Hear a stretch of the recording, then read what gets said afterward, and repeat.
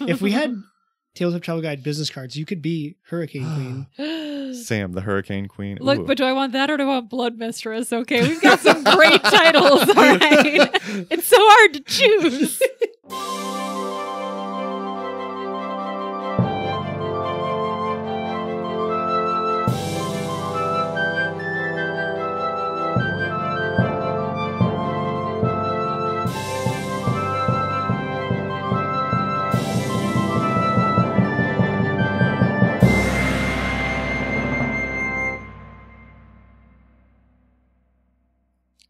Welcome to the Tabletop Travel Guide, the podcast where we explore fictional worlds and civilizations right from the comfort of our own table. I'm Ryan, and we've had a few cancellations in a row from Charles. Dang it, Charles. Dang it, Charles. So Chad and I have been doing a little bit like play-by-text of Stars Without Number in the faction system. Well, because Chad wants to run another city campaign at some point. So we've been kind of demoing ways in the background, like how can you make the world feel alive without Chad like having role-playing through every single background faction for hours at a time? Is Stars Without Numbers another game system? Yeah, it's Stars Without Numbers, and then Worlds Without Numbers are like sci-fi and fantasy equivalents of the same system. So we're like, again, there's like faction rules written up, and we've been like playing. I have like 5 factions kind of going in the background, and I got it down to like 3 minutes per faction to like figure out what their actions are and then move on. So I think we have like a working system for Chad to use in his next campaign. Nice. I do love Chad's incredibly detailed backstories that he thought of. It is amazing, but he was like, dude, we like both have kids now. Like I cannot sit there for hours. Yeah. Like, think about what every single member of every single... He could. That's why I just make it up on the fly. Yeah, he could. Dom would just murder him. I mean, his second city one, he had like 30 or 40 discrete, unique factions. Oh, yeah. And all of them would do things every turn. That's too much. Yeah. Ooh. I mean, props to him. Props to him. That's too much for me. Yes. Yeah. I'm Tyler, and we've been off a couple weeks on Fist Through Phoenix because we're kind of in the tail end, so we're waiting for everybody to be available. So we've had a couple people being busy. So we've done, Andy's run a couple Pathfinder Society scenarios, which has been good. I've been playing a character I ported over from one of Sam's campaigns, Sebastian Caldwell. I love him. He's so cute. He's my little Ant Knoll with a mood cloud. Love it. Yeah, it's been fun playing him and kind of introducing him to a bunch of other new characters. I'm Sam, and for that same Pathfinder Society one-off, I have like a 4th level swashbuckler that I play for that one, and every single time I have to relearn how to do a swashbuckler because I keep forgetting that I'm not a magical spell person, and then I'm like, oh, stab crap. and panache, right? Yes, but every time I'm like, wait, which things do I use to get panache? I know, I don't know. I'm like, suddenly I like lose all my marbles and we start to play and I'm like, I tumble through. Okay, what do I roll for tumble through?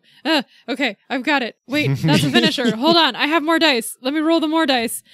It's fine. Yeah, it's fun doing the occasional like Pathfinder Society scenarios with those same characters. We feel like they're getting to know each other as they do more missions. But yeah, you're like, that character has the least amount of characterization I've ever done for a character. I could not tell you anything about her. I think that she left the circus. I'm not even sure. Well, you built her as in a last minute because we did originally made those Pathfinder Society characters when Sam was in a play, and so we needed something to play for her campaign. So we all played without her, and then we like picked it up again, and she's like, "Oh, I don't have a character for this." Oh yeah, so I made that character in like 5 minutes. So very little attachment, very little characterization. Also terrible on the mechanics. It's going fine. It's great. It's fine. It's perfect. Yeah. Well, I think then we can move straight to things we misspoke, which I don't think there were any. And then, of course, just a quick reminder, you can support us on Patreon. We just did like a Tales from the Guides episode, name pending. Yes. So, patent pending. Talking about our games we've played in the past and stories from there. Some like unstructured just conversation. Yeah. So check us out there if you think that's interesting. And then I believe, Tyler, you have us talking about this like weird, obscure thing called pirates. Yeah. There's this concept Oh my gosh, I should have put my pirate hat on for this. I should have dressed in pirate hat? Costume. I have a whole pirate costume upstairs, okay, Ryan. Jeez. Yeah, I shouldn't be surprised. So there's these things called pirates. And what they do is... I'm so excited. I feel like we need like I need like a legally distinct Pirates of the Caribbean song playing in the background of this entire episode. I'm sure we can find that. Yeah. So we are diving into the Shackles. Diving. Got him. Which is the freaking episode. I'm going to be super annoying. I apologize. This is fine. This is fine. But this is our last area in the high seas proper. Yep. Moving along. Yes. So for the Shackles, the pirate haven capital of the Inner Sea, I pulled sources from the Isle of the Shackles campaign setting, the Inner Sea Region World Guide, or the Inner Sea Region Guide, the Lost Omens World Guide, and the Wiki. And one thing I note is that reading about the Shackles is like peeling an onion. You can just click things on the wiki, and then you're like, oh, that story looks cool. And then you find like 4 more links of like, oh, these stories and that story. Because it's pirates. Of course it's so an onion. It's fantastic. So to caveat, we are not going to go over every single part of the Shackles because there are a plethora of islands. Okay. But we're going to hit some great high points and talk about the history. Cool. Even though it still counts as the high seas region, the meta region, it's technically an archipelago on Garund. It's kind of, I would say like midway down the west side of Garund and due south of the Eye of Abendigo, which is the forever hurricane that we talked about. Woo, hurricane. Yeah. Before we dive into pirates, we'll talk about some prehistory. The area soon to be known as the Shackles used to be a kingdom called Golgon, which is a Cyclops kingdom. Oh. Not much is known about the Cyclops kingdom, besides the fact that ruins of the ancient civilization are still there, and they are covered in horrifying carvings of cannibalism and blood sacrifices and all manner of just horrific depictions of things that happened. Cool. Yeah. Do Cyclops still exist as like creatures in the current? They're to the east of. Yeah, I think they're in. Yeah, I think they're in Casmaron. Yeah. Okay. Not really, as you won't find them much in the Inner Sea. That kingdom was several thousand years ago, and after that kingdom kind of fell apart. The ruins had been there and kind of hung out until 4111. So a lot of yada yada. A lot of yada yada. Okay. Where Cheliax shows up. So Cheliax is in peak exploration mode. Nice. Of course they are. Nice. And they stopped by this archipelago because, hey, free real estate. Free, soggy, swampy real estate. It's true. Yes. And the second they saw the ancient Cyclopsian, is that a word? Cyclopean? Cyclopean? Ooh, I like Cyclopean. We'll go with Cyclopean. We might be wrong. Yeah. The second they saw the ancient Cyclopean carvings, they immediately declared the entire place cursed and noped the hell out of there. Well, seems smart. I'm like, I don't say this often. I'm totally on Cheliax's side. Yeah, they were like, this is horrifying. There's no way this place is not cursed. Yeah. We need to leave. Yeah. So they then moved farther south and colonized a southern part of Garund, which they called Sargava, which is now Vidrian, which we will talk about in a future episode. Yes. So here's where we get into pirates. So where the Chelish Navy saw a cursed group of islands, local pirates saw opportunity. Of course they did. Naturally. And because Cheliax now had to go back and forth between the Inner Sea and Sargava for trade routes, pirates found a very lucrative source of income by pillaging the Chelish ships on the trade routes and then retreating back into the Shackles to hide. Yeah. And it was around this time, I believe, that the term free captain is coined. Okay. So as the Shackles, I'm not sure how it got the name Shackles. I couldn't really find that. They've just kind of always called it that. Can I headcanon something? Yes, sure. Let's do it. Do it. Okay. So pirates typically piracy. There it is. Piratism is illegal. So you get arrested for that, and then you get put into shackles. Ooh. So presumably they that's probably pretty solid because their flag is like a skull with shackles with manacles. Yeah, so it's like, hey, you wanted to arrest us for this? Whatever, live free with our shackles. Yeah. So free captains are one of the levels of kind of leadership in the Shackles. Basically, to become a free captain, all that's really needed is you need a thirst for freedom, and you need to own a ship. Sure. And presumably have a crew, but, if not, you do you. Maybe you're magical and can do all the crew jobs without crew people. Maybe. Is it a tiny boat? You could have, boat, whatever boat. That's true. Yeah, that's true. Yeah. So the free captains kind of began settling in the Shackles, doing all this, and the strategy of pillaging Cheliax ships continued to work right up until a certain deity kicked the bucket. 4606. Dun, dun, dun. Along with the death of Aerodin, a certain unending storm threatened to ruin a good thing that the Shackles had going. Oh. So the Eye of Abendigo shows up along the western side of Garund and really just messes up all the trade routes. So ships coming and going shrunk dramatically. It's interesting that our last island did better because of the hurricane, and then this group of islands does worse. Yeah, yeah.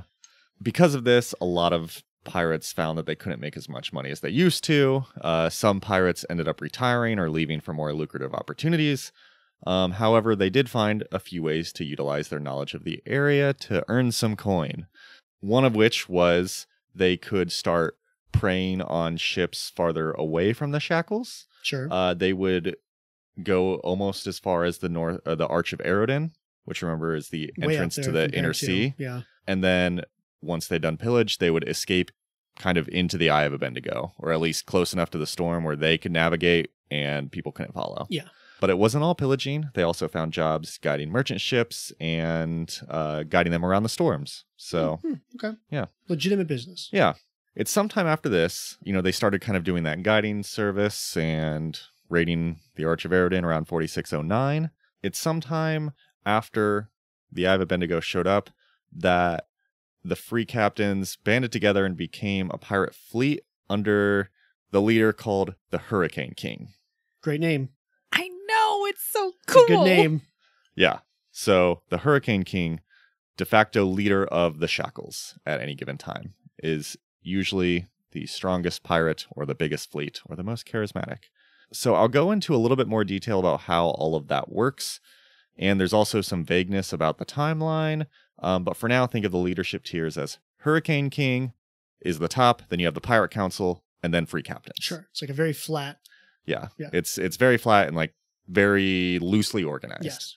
In addition to the Eye of Abendigo, another event started brewing that would affect the Shackles indirectly. And that is, of course, the Cheliax Civil War. Of course. Yes. So remember, you had the Cheliax Civil War after Aerodin didn't come back, and there were a lot of different houses vying for the throne. But the kind of two big ones were House Davian and House Thrune. Mm-hmm. Mm-hmm. So the then leader of Sargava, Baron Gralis, he threw his support behind House Davian. Oops. Yep, which turned out to be a bad bet. So once it was apparent that House Thrune was going to win and then punish anyone who went against them, Gralis found a new set of allies in the Pirates of the Shackles. Oh, okay. So in 4637, soon after the end of the Civil War, he started paying large amounts of money to the pirate leaders to protect Sargava from the attack he assumed would come from Cheliax anytime now.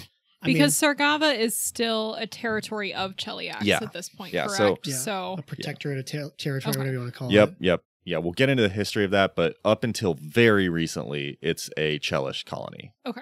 So that attack came 6 years later in 4643, and the Cheliax Navy was on their way to Sargava to dish out that aforementioned punishment, but instead was destroyed by a fleet of Shackles pirates in Desperation Bay, which is a cool name for a bay. And then also at this time, a free captain named Malrin Hangtree falsely reported to Gralis that additional Chelaxian ships were anchored in reserve off the Rahadum coast. And so then he began paying them even more money to continue to picket the fleet. I mean, good for the pirates, but also, buddy, do your research. Yeah. Check the sources. So he's like, just take my money. And then that ended up becoming a permanent protection contract negotiated with the Hurricane King back at up the time. to their family name being Hangtree. Hangtree. I'm pretty sure the pirates just make up their own last names. Then, props to him or her. Yeah, her. I think her. Props to her, because that's a hell of a name. Right? Cool name. Sends a message. I know. It does. So things are, fine for another 17 years until the second invasion of Sargava. Oh boy. Cheliax tried to invade again in 4660, but it failed because this time the free captains drove the ships into the Eye of Abendigo. So kind of forced them into the hurricane and let the hurricane finish the job.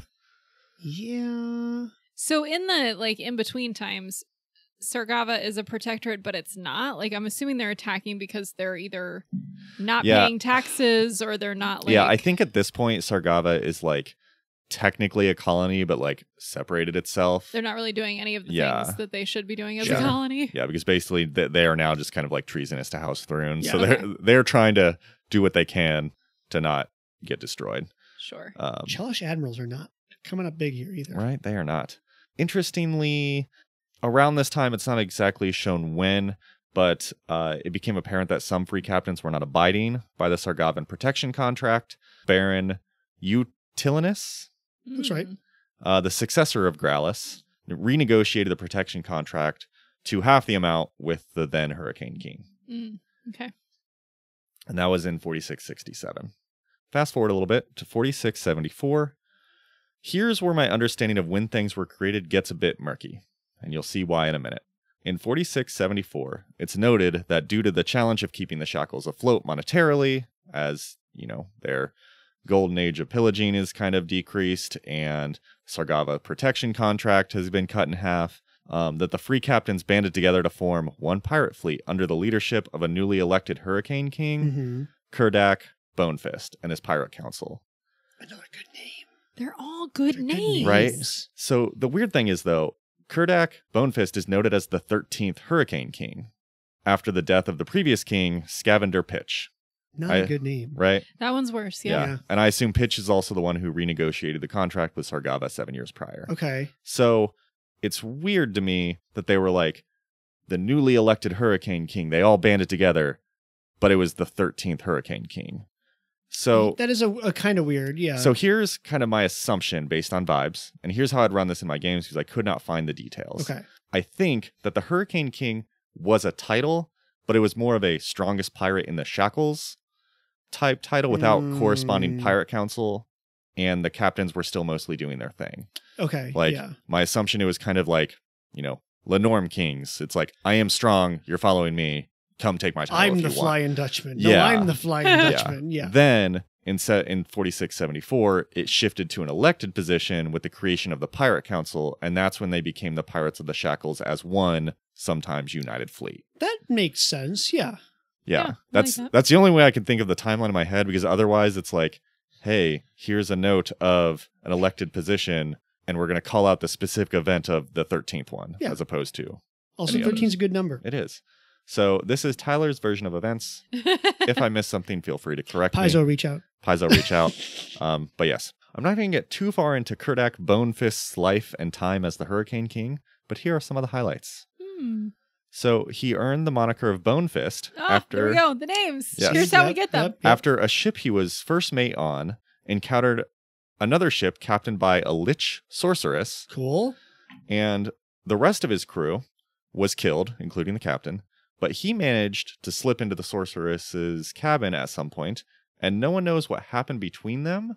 But when he left the lich's ship vanished, and his right hand became fleshless bone infused with necromantic energy. It's pretty cool. Is that all you're going to say about her? Is that all you're going to say? Is it at the moment? Is it? Okay. Yeah. Do you have a thing as part of this that? Person is? Oh, I do know who this person is. Oh. Okay. She may or may not show up in our campaign later. Okay, so we'll talk. Okay, we'll talk a little bit. There's more to come. There was a part of the history. I'm just going to move on from that, but it's good you'll cover it. It's okay. I Control F'd to see if you had talked about it or not, and then you didn't, and I was like, putting it in there. Yeah. So cool. Farther into his pirate career, he managed to intercept 2 doses of Sun Orchid Elixir that were originally due to Izalia Thrune. And by intercepting the doses, he earned the eternal hatred of Izalia, but also all the time he needed to amass power and allies. That's how you do it. Well, he's going to live longer than she is, so sorry about your luck, lady. Yep. And then, like I said, once his predecessor died, he seized power from there. Yeah. The kind of final event that happens close to present day, is in 4712 or 4715. Different sources say different years, but I think it was updated in Pathfinder 2. So I think the current canon is 4715. Okay. But if you see it, sometimes it will say 4712. The Shackles are like a rough and tumble place. It's fluid, years get messed up. After 38 years of rule, and even though he has not aged at all, many free captains speculated it might be time to move on from Bone Fist and revitalize the Shackles with new blood. Hey, I respect that. Which is such a pirate way to think about it. Yeah, you're like, okay, buddy, you've been here long enough. We're moving on. So he took this as well as you'd expect of an elected leader of an area by becoming super paranoid and bitter that others might be plotting against him, and often dismissing the decisions of the Pirate Council in favor of the advice of his inner circle of associates. Ow, geez. Thus kind of proving the council correct, though. Yes, right? Eventually, his rule came to an end, and the title of Hurricane Queen fell to the free captain Tessa Fairwind. Oh yeah, Tessa. Who has been the Hurricane Queen ever since. Did it fall because he was murdered? Did it fall because he went crazy in a cave somewhere? He basically lost to an invasion of Chelish, Chelish Navy. But then he didn't die. He was just disgraced. And then he lost his title and then he died soon after. Oh, yeah. So he got a vote of no confidence. Yeah, and saddened himself to death. Yeah, basically. Right. Like I said, that kind of catches us up for the most part to the Sargovan history. So I figure we can talk a bit about the cool people and places around the Shackles. Yeah, man. Starting with Tessa Fairwind. Love her. Look, I just think that the title of Hurricane Queen is so cool, and I want a cool job title like that in real life. Right? When Sam was making door. I was finishing writing the episode and Sam was writing her campaign and she just messaged me and goes, Hurricane Queen! If we had Tales of Travel Guide business cards, you could be Hurricane Queen. Sam, the Hurricane Queen. Look, Ooh. But do I want that or do I want Blood Mistress? Okay, we've got some great titles, all right? It's so hard to choose. Oh man, yeah, you could do... One's really You could do one of those. You can, one of us could be Lenorm King. Yeah, there it is. One of us could be Eagle Knight. No, I don't know. Eagle Knight. Black Triune. Master Triune. Master Triune. Okay. Tessa Fairwind. She was born at sea to a human merchant sailor and an elven prostitute of the pleasure salon of Calistria in Absalom. Love me a pleasure salon. Yep. She spent her childhood on various ships and in different ports of the inner sea. She grew up with sea shanties and fabulous tales of adventures. I'm going to listen to sea shanties all day tomorrow. Dang it, Tyler. Right. Her career in piracy began when she burgled a smuggler's stash with a yacht stolen in Casimir. Hell yeah. Nice. After that, she captained her first ship at 15. She raided a Thuvian pleasure barge on the Junira River. Remember, Thuvia is where the Sun Orchid elixirs are made. Is that river in that country? Yeah. Okay. So they're hella rich. It's all kind of inner sea. Oh, okay. So things off the inner sea. Imagine being 15 and being come with me. Right. A captain of a ship. That's awesome. 3 years after that, so she was 18, she needed to avoid a bounty on her head. So she left the inner sea for the Arcadian Ocean. Cool. And along the way, she raided Chelaxian liners and Rahadumi ships and villages before finally ending up in the Shackles. Cool.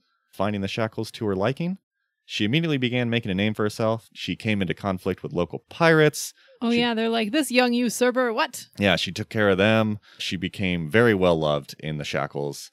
She eventually became a very powerful free captain on the Pirate Council with a large fleet that controlled the port city of Quent, which we'll talk about in a little bit. Then, as I told earlier, she took over as the Hurricane Queen from there and took control of Port Peril. And she is the captain of the sloop, which I looked up the ship sizes for all of these. Sure. Yes. So a sloop is a 30 to 50 foot ship. Mm-hmm. Cool. And it's called Luck of the Draw. It's a good name. It's a good name. Yeah. The pirates are good at names. It seems like a good you'd speedy ship that you'd use to come up on bigger ships and raid their the stuff. pirates do. Smaller, faster ships. Yeah. Tessa Fairwind. Fantastic Hurricane Queen. So as a quick aside before we get to the other islands, I want to talk about the hierarchy of the Shackles. Like I said, the top was Hurricane Queen, or King, and they are in control of the main land of the Shackles as well as the biggest port, Port Peril. Mm-hmm. Mm-hmm. Under them, Gosh, I love the pirate names. Right? Oh, they're so good. Under them are the members of the Pirate Council. They're also free captains, but they each control a port in the Shackles. So they're kind of like dukes. Yeah. So they each control a port. Tessa controlled the port of Quent as a Pirate Council captain, then moved on to Port Peril as the Hurricane Queen. Cool. And then you finally have the free captains, which don't have their own port or anything, but they just kind of do their own thing with their ship and crew and fleet. Even though the free captains are, quote, all one fleet, that only means that when called upon by the Hurricane Queen, they all join up to tackle whatever situation might be happening. So if like Cheliax invades, all the pirates gather together and fight it. Beyond that, laws kind of vary from island to island, port to port, and the free captains are more likely to be in conflict with each other than be allies. Sure. So one final thing about how to become a pirate council is an event called the Free Captains Regatta. Which we have mentioned before. Yes. But this is a annual sea race that plots a route along the very dangerous reefs right next to the edge of the Eye of Abendigo. So many ships attempt it each year. A lot of ships fail to survive the course, but there's always a ton of entrants. There's a fee of 500 gold, and the winner receives all the entrance fees, a small island, and a seat on the council. Dun, dun, dun. It's a big chunk of gold, too. Yeah, it is. Yeah. So the first regatta was held in 4677, which lends itself to my theory that the Pirate Council showing up for the first time in 4764 makes more sense. Because a couple years later, they needed to have more ways for people to be on the Pirate Council.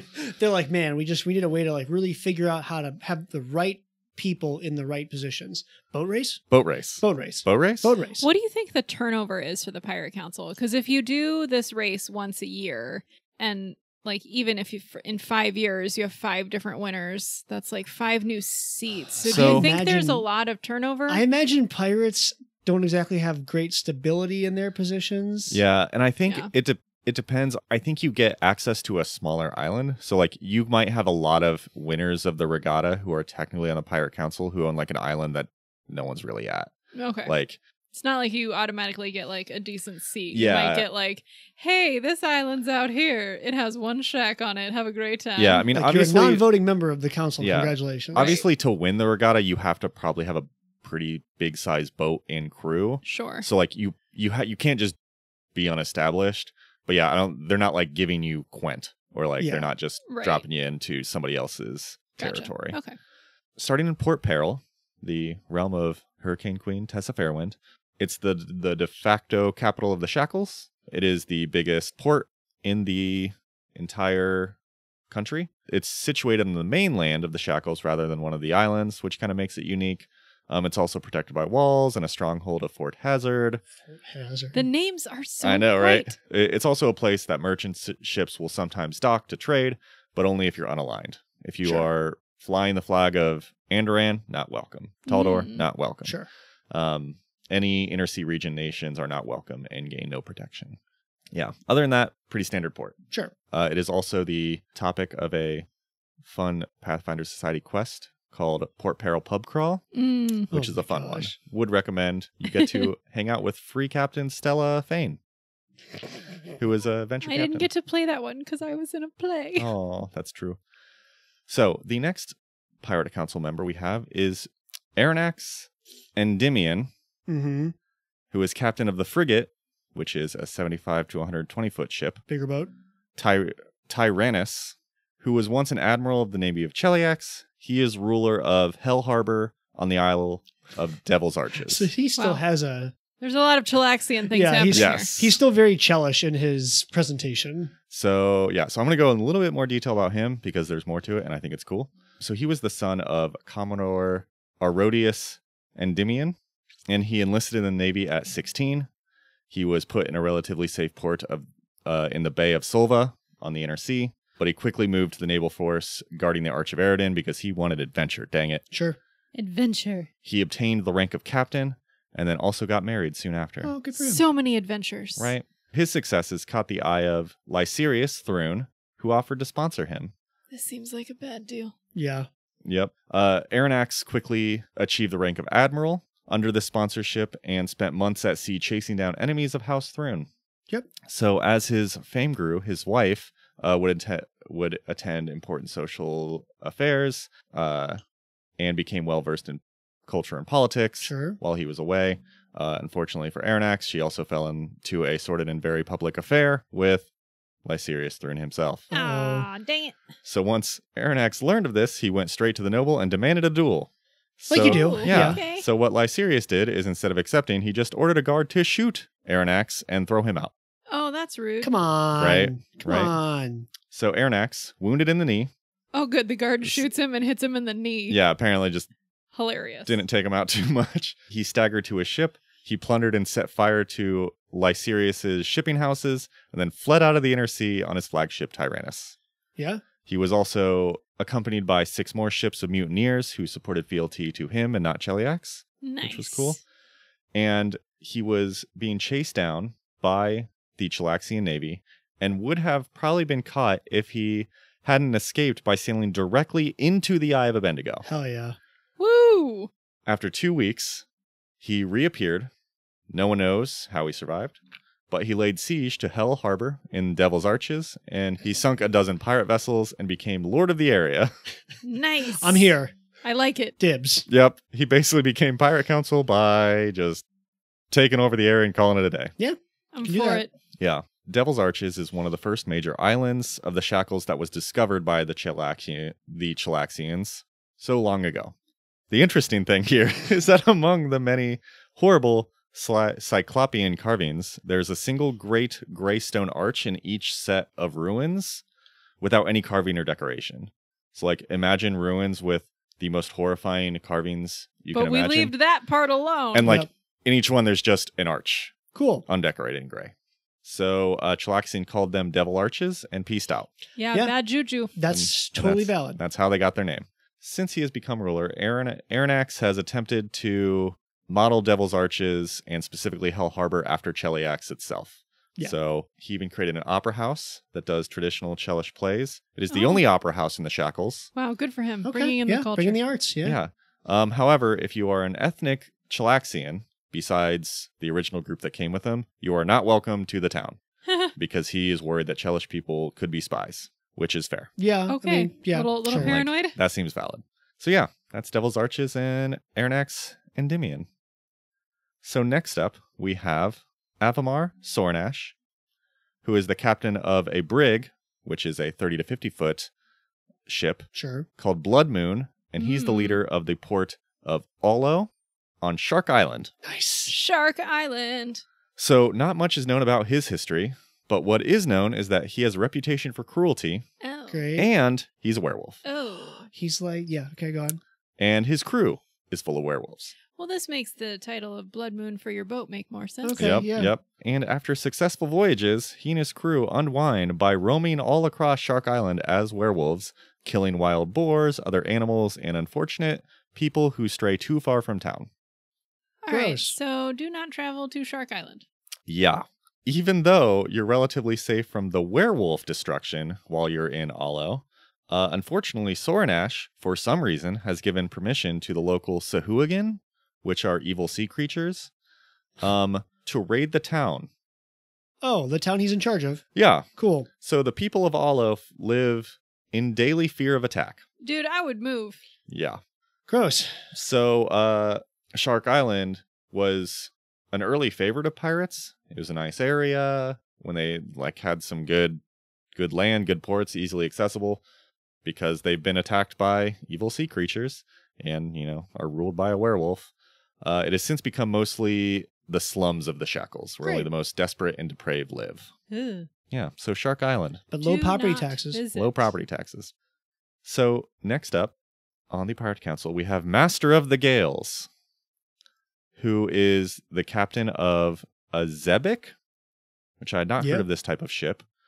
It is 70 to 110 feet long, called the Kraken, I love the boat facts. right? Boat We facts. have to conceptualize them in some way. We know nothing Yeah, else I was other like- than length of boat. Well, when they started with sloop, I'm like, what the hell's a sloop? At least a sloop was something I'd heard of Yeah. before. I Yeah, have to I look never, up. I never heard of Zebek. So fun. Boat facts with Tyler.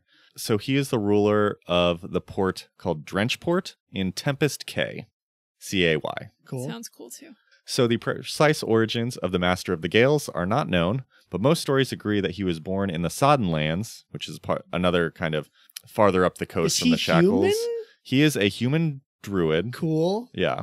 And he was born during a powerful storm. So that seems like a potent of the future. My guess would be storm druid if I was a betting man. Portent. Wrong word. Portent of the future. That's what I meant. He eventually became a successful pirate, but he rules with a loose hand and spends most of his time aboard the Kraken. I mean, with a boat named the Kraken, All right. Coincidentally enough, at one point, the master embarked on a lone voyage south of the Shackles, and when he returned, his ship was followed by a giant squid that has since become his companion. Love that for him. So he has the Kraken. He has a pet Kraken. Yep, pet Kraken on the Kraken. Fun fact, he also won the Free Captain's Regatta 5 straight times from 4707 to 4711 before eventually retiring and just becoming a judge. So wow. Going out while you're on top. I respect Love it. Love it. Obviously you can win multiple times. So yeah, that kept 5 people from becoming Pirate Council by him just winning. It's a boatload of money. Yeah. So Drenchport and most of Tempest Cay get its name because of the island's relatively close to the Eye of Abendigo. So it's constantly lashed by storms. It doesn't have any barrier islands. It's like pretty close. So the city itself is constructed from driftwood and the remains of wrecked ships. What a hellhole. Right? Oh my god. Or is it just really metal, guys? The whole city's probably moist at all times. But he's from the storm and he has the pet giant squid. That's true. And he never shows up here. Another fun fact of Drenchport, it is home to the infamous tavern, The Drowned Dwarf. It is famous for its amazing black kelp beer, as well as its very high murder rate in its bar room. Do they have the wall, like the eating hall, like the eating challenge wall, but like those who have been murdered here? Yeah, it's like the kelp beer is like a very sought after and very delicious beer that's like a secret recipe. You can ferment anything. Yeah, but yeah, it's just funny. It's like, and there's a lot of murder that happens in the bar room. Yeah. So, lastly, for today's episode, there's a couple more we're not going to cover, and then a bunch more islands, which we're not going to cover.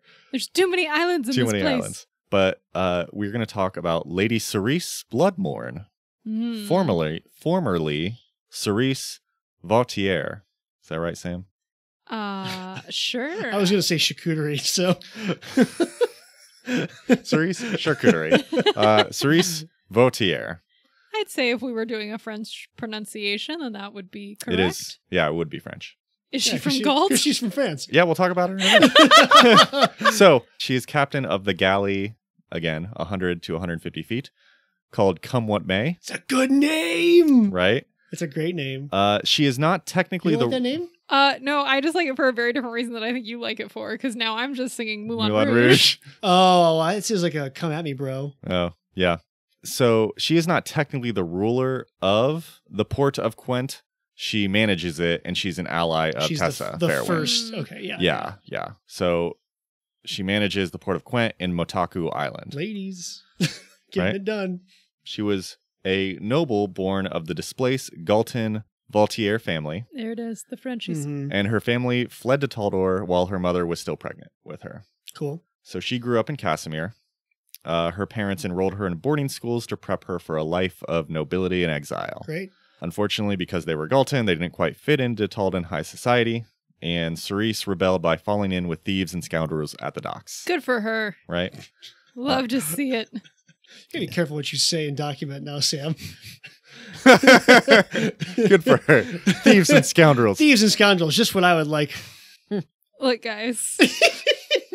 I want you to know that, like, this whole episode, I'm just like, oh, I love this. I read all the little pirate books when I was younger, and, like, there was one that's, like, about a girl pirate, and, like, they just, like, there's not that many. I love the lady pirate stories. If it was socially acceptable, I feel excited. like you would be a pirate. Yeah. Yeah, except, like, I don't really actually want to live on a boat. You have a black belt. You could beat up most people. But I don't want to live on a boat. Like, I'm a little bit more bougie than, like, living on a boat. Unless it's, like, a really big boat, that's why you take a pleasure yacht and pirate on there. There it is. Just claim a pleasure galley. Pleasure galley, yeah. Her rebellion, unfortunately, brought shame upon her family. And it ended with her running away when a fight with her father ended with him striking her. The jerk. Drama. Right? Yeah. So she then set out to the high seas by seducing a pirate captain named Darius Wint with her charms and promises of plundering her family's own estate as well as stealing a Taldan galley. Hell yeah. Hi, have you met me? My family's really rich. We should go rob them. Yeah, Love so that. after they assembled their crew together, they executed their plans and fled Casimir on their stolen ship that was rechristened the Come What May. There you go. And this is also when she took the name Lady Bloodmorn. See, you can just do that. Yeah. You just take a cool name and a boat and you're like, I'm set. Right? So eventually Cerise and the Come What May reached the Shackles, but not before Darius died in battle against the Taldan Imperial Navy, leaving her in command of the galley. It was at this point that she fell into service of Tessa Fairwind and worked her way onto the Pirate Council. Nice. Yeah. Good downline. Right. So Mataku Island is the Shackles' largest island, and its capital, Quent, is the second largest settlement. Oh, okay. Yeah. So Quent is known as the finest deepwater port in the region, and it's unlike Drenchport and Tempest Cay. It is sheltered from the storm by large barrier islands and is relatively safe. It's also known among the sailors as the liveliest and most welcoming of the ports. There's a large number of dockside taverns. It accommodates sailors in its many boarding houses and inns. There's an even like manor side on the bay called Spendthrift Ridge, where wealthy buccaneers have put down roots. Built their little vacation Yeah, home. built their little for for pirates. It's the Catskills for Cool.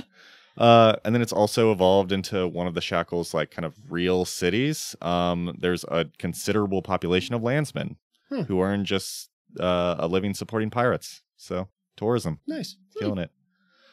Yeah, and so that brings us kind of to the end of what I wanted to talk about. When I was listing this out, I was going to be like, oh, we'll do some one sentence things about like these other 30 islands, and I'm like, oh no. It's not going to be enough. So, yeah, like I said, it's kind of like unpeeling an oven. Unpeeling an onion. Or an oven. You just keep like finding more stories, and they're all like super cool. But there's not enough time to talk about all of them. So it's definitely a place that we could return to and talk about more fun things. And would recommend if you want some Pathfinder wiki like rabbit holes, just start with the Shackles and start clicking, because you can fall down a long rabbit hole on that one. Heck yeah. Yeah. Heck yeah. All right. Well, yeah, we'll call it there for now, Tyler, because Sam and I have a campaign and a character. Woo. And Sam, I think, is very excited to talk about this lich lady. Potentially far too excited. It's fine. Potentially far too excited. So we will return here in a moment after a word from our sponsors. And we are back. So Sam, drop me this lore. Drop me this lich lore. Drop this lore. Lore drop with Sam. I can't lore drop you until I explain what we're doing. Okay, we'll fair. do that first. This comes in stages. Okay. So first of all, I have entitled this campaign, Here There Be Monsters. Ooh, good name. I like it. That is a quote from not originally the Pirates of the Caribbean, but it is said in that franchise. But it comes from the phrasing about maps. So when you look at like the maps and they're like, you're off the map. Here like, be monsters. Monsters. Yeah. Yeah. Just to, set the scene for us. I like it. There you go. All right. So our campaign is going to start with the backdrop of the Free Captain's Regatta. So that has approached. It is that time of year. Mm-hmm. Our party has either signed up to be a part of a ship's crew, or they show up already as a ship's crew. Sure. That would be fine. They're starting at level 10. Ooh. So we're gonna start high in this campaign. Depending on what everybody has prepared or how they want to do this, they are allowed to choose one member of the party to be the captain of the ship, or that person can be an NPC and then they would just be They're all the equal. crew. Yeah. So it would really depend on like how everybody feels about that. It could go either way. So the first few sessions of the campaign are going to just be the race, with the party attempting to navigate the course. So we're going to deal with environmental hazards. They're going to have to sail a ship. Sure. All of those fun things. I really hope that like we have people who can't swim or like didn't like take any necessary skills. The classic issue when PCs end up on water. Right. Can my character Can I swim? I'm in full plate. Oh, no. Like that'd be great. At some point, the party is supposed to fail the course. Okay. Sure. So overall, the course difficulty is going to increase in DC as we move through. However, I have a fail safe if they don't. So at some point, they're supposed to fail. Sure. They'll find themselves out of the race in one of the more remote areas of the Shackles. If for some reason they all have amazing rolls and all of the NPC boats have terrible rolls and they end up winning, that is fine. Okay. The end point of the race then is also going to be on one of the smaller outer islands in the Shackles. And then from here, this point, the campaign can continue on the same way, regardless of if you win or lose. They either lose and end up on the island, or they win and get the island as their prize. Sure. And end up on the island. Yeah. Slightly different island. It's okay. Yeah. Well, I liked how when you were talking about it, like they don't necessarily get like a great prize of an island. So like, you're still going to end up kind of remote out here, wherever. Yeah. So that night, either the party is regrouping to sail back in defeat or waiting to be rescued after they wrecked their ship, however they go out of this race, or they've partied like it's 1999 because they won and they have this little island. However it happens, we are out here. We see a strange ship approaching on moonless waters, and the party will discover that this is the black galleon of Rogsmata. Rogsmata. So let's talk about who Rogsmata is. This is good. Good. So, Rogsmata is a powerful sorcerer from several millennia ago. Oh, yeah. So in the part of the history of the Shackles that Tyler didn't really get into, this is part of the yada yada. This is the yada yada. Yes. So the Golgon Empire collapses, but before the Cheliax explorers show up. Yeah. So that big chunk of history. Uh-huh. There are two powerful sorcerers in the Shackles area.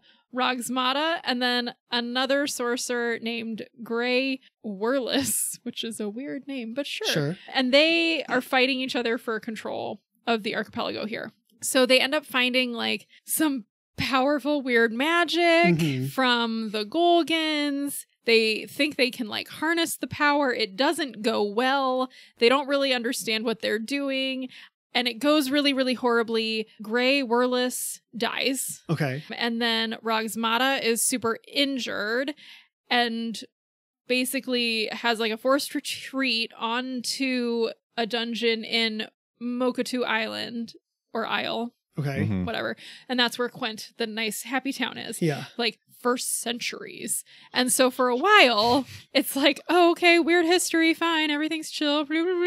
And then in 4512, a group of adventurers are like, oh, let's explore this like random ancient sorcerer lady's dungeon. Oh, no. What could go wrong? And they find her, but she is now a lich. Cool. Yeah. So she's been busy. Yes. So they fight her. She flees and then eventually resettles herself onto a small volcanic isle, which is now known as Rogsmata's Reach, which is another place we didn't go because it's a tiny little thing and like whatever. So after the Eye of Bendigo is formed, Rogsmata starts to sail the archipelago. I love that. As the captain of the Black Galleon, one night each month. And on these nights, the galleon can show up kind of anywhere in the Shackles to capture wayward vessels. And everybody dies. Yep. Except Bonefist. Except Bonefist, right. So it's never great when the black ship with the black flag shows up. It has like the title in the language of Golgan, which translates to "Hope Vanishes." Oh, no. That's so cool. Good. Like on the sails, which is great. The free captains have tried to get rid of her, and every time they send a ship out to like try to take her out, the ship returns covered in blood and unmanned. Dang. What a good calling card. With a single sailor crucified on the mast. Oh, that's so good. Oh no. So that ship shows up. Dang.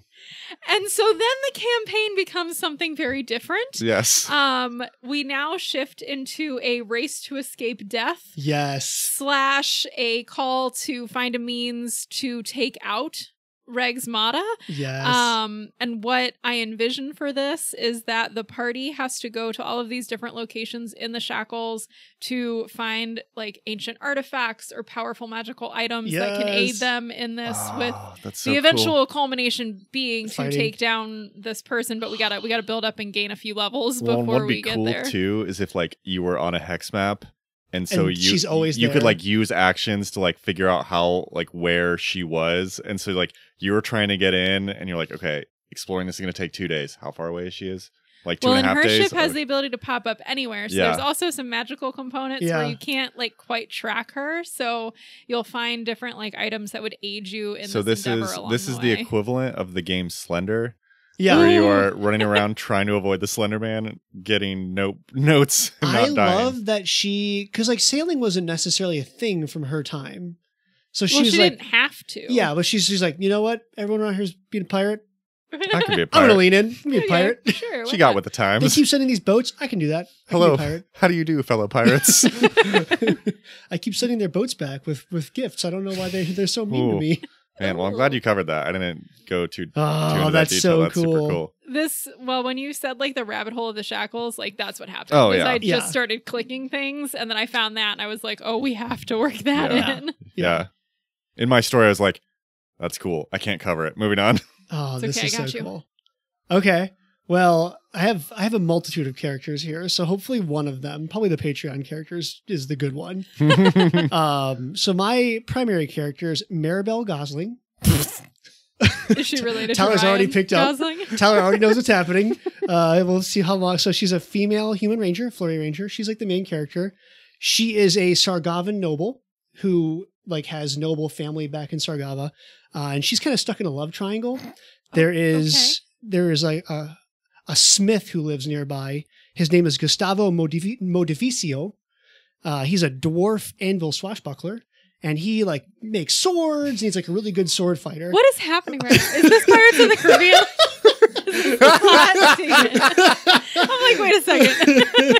And then we have Christopher Cardinal. Oh my god. Chris Cardinal, who's a seer. I felt like he good seer, kind of like weird stuff happens. I was going to say, wait, is this Johnny Depp? This is Johnny Depp. Okay, the love triangle is Johnny Depp and Orlando Bloom. Isn't that how it is?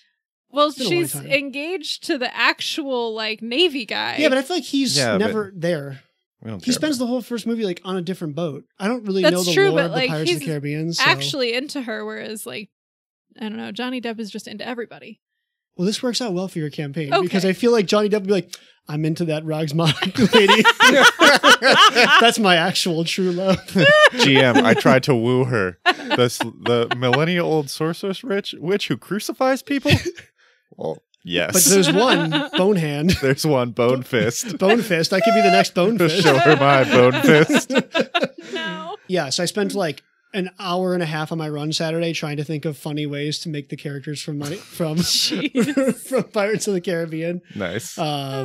Yeah, so just those characters. Cool. Probably the better one is the Patreon character.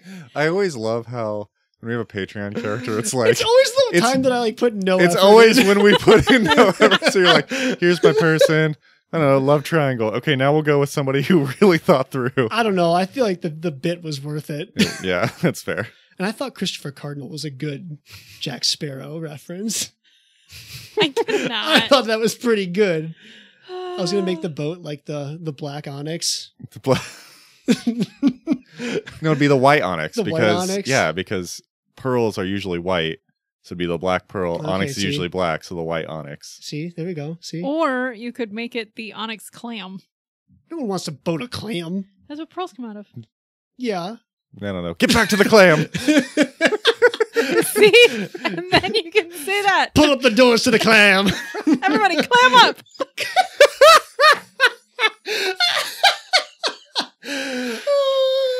Shit. That's the all hands. Clam up. Sam broke herself. She did not check herself and she has wrecked herself. I'm shipwrecked. Shipwrecked. Oh, gosh. Oh, 9 p.m. It's fine. This is fine. Okay, so patron character. Man. Yep, we're gonna transition to the patron character. Okay, so from Jeff C, we have Cyril. Cerule? We're going with Cyril. Is a cleric, war priest of harm. Ooh. With the patron deity of Ragadan. Ragadan. Who I have pulled this up because I don't know who that is. Neither do I. Oh my gosh, a deity we don't know. I know. The Water Lord. Oh. Boastful as he is bestial, Ragadan, the Water Lord, is the eldest of oceans, Lenorm's and sinuous spirals. Nice. Dope. So a Water Lord, okay. And then, so what does this character look like? What does Cyril look like? A greenish blue Azarketi woman, which is kind of like a mermaid, sort of. Yeah. So Jeff has included a picture, but it's kind of like a blue mermaid looking top, but minus the spikes and a sea greenish hue instead of a blue hue. Oh, this is a solid pick I stole and I'd probably use on the character sheet. Nice. Love that. Good job, Jeff. Love that, Jeff. We'll throw a picture on the website. Love that. So she's built for yanking people into the water with her deity's favorite weapon, which is a whip. Nice. And drowning or interrogating them. Definitely the bad cop. This is a good fit for the campaign already. I feel like you have the stereotypical like mermaid, like, oh, seduce people in, and she's like, hey, whip, get back in here. I mean, I feel like that fits really well. Of like, we don't have time. Ragsmada's like on our tail. We need to move. I like that. Get over here with the whip. Get over here. Harm cleric, definitely an evil slant, but like a subtle, a scheming evil, not like an openly murder evil. Tries to pass herself off casually as a follower of Gozra. Oh, okay. So she can pick a time and a place to drop her mask. Oh boy. When fighting happens, the mask is fully off and she leans hard on her Lenorm deity traits. Oh, he's a Lenorm deity. Okay. Okay. That's what we get for not reading farther. Yeah, I know. Likes poisons, generally tries to do evil. Lenorm's praiseworthy activities. Oh. Good. I almost feel like she'd be good on the enemy ship. Yeah. I went back. Great serpentine dragon in the First World Seas. I nice. love that. Okay. How did they get to the Shackles? Born there. Family trades with the merchants, the pirates, and fences. Kind of like evil Ariel from Little Mermaid. Yes. Evil Ariel / Ursula vibe. I love that. Love that with the whip. What are the goals? We want to retrieve the stolen Lenorm Fang fossil that someone from the Pathfinder Society found in her family things while exploring. How yes. rude of them. I'm so into making the Pathfinder Society bad. I'm totally here for this. Yes. Obviously, they took a bunch of stuff because the family was away when the PFS group dropped by. Jeez. Freaking Goldilocks. Love it. Medium-term goals. Visit the Cerulean Sea in the First World. Oh, nice. Yeah. Man, that's a medium goal? Shoot. Well, long-term goal, conquest, and doing something that would truly impress Ragadan. Exert evil influence over an area, conquering, but like in a puppet mastery kind of way, and not like an I'm the evil tyrant way. Nice. So I feel the power behind the throne. She would be motivated then to help take out Ragsmada, like, as here's a thing for my deity, I'm going to take out this other evil lady. That would be pretty cool.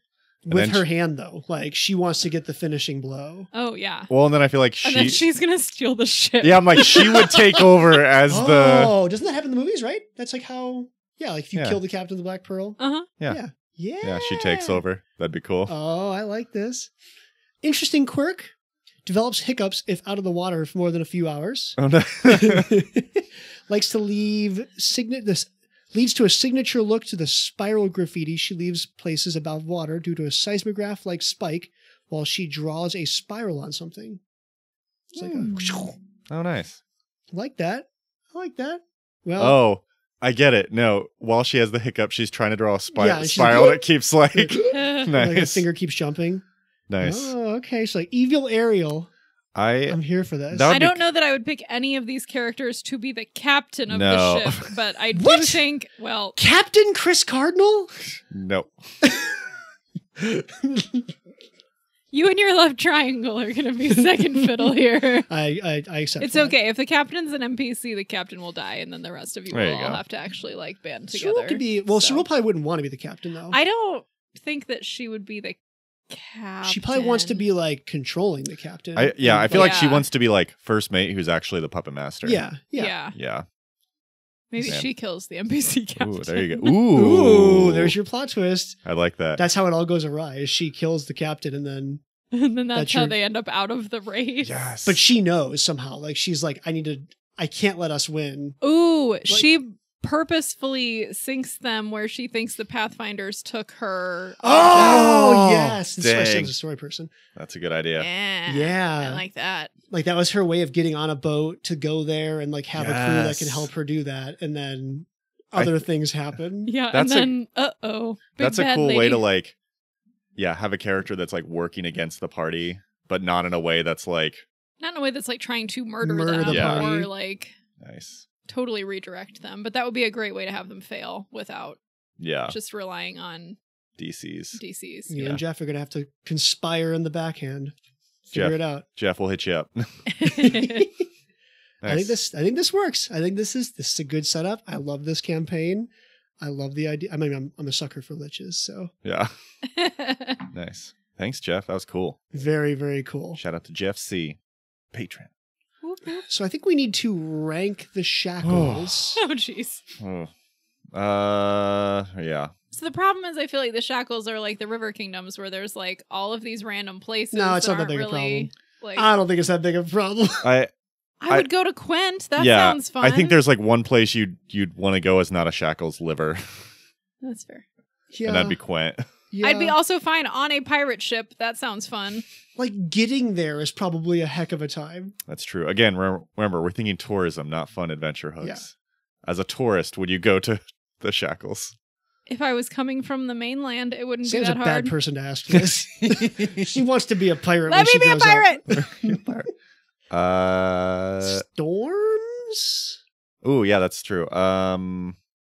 Hurricanes. Hurricanes is good. Yeah. Hurricanes. Yeah. Hurricanes. Okay, 0 to 10 hurricanes. Rock you like a hurricane. 4? Yeah. I don't think it's above a 5. I don't think it's above a 5. Most places are going to kill you. I feel like I would stop by Quent.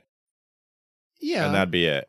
Like maybe Quent and maybe Port Peril. Well, I don't know. Port Peril doesn't sound too. Port Peril would be like a rough bachelor night or bachelor party. Yeah. Go to Port Peril. You just don't want to end up on the wall of murders. Yeah. No, that's Drenchport. It's a different island. We're definitely not stopping at Drenchport. Yeah. I would say if you're going to I would say most of the places do not go. But the few places that are tourist or that are like friendlier.